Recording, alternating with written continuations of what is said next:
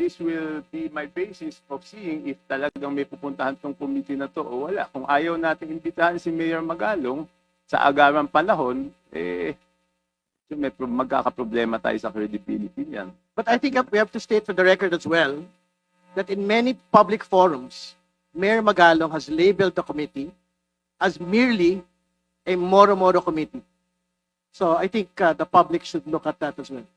Yes, Mr. Chair, pero sinabi niya, kahit tinawag niyang Moro-Moro, sinabi naman niya na willing siya magtumarap, di ba?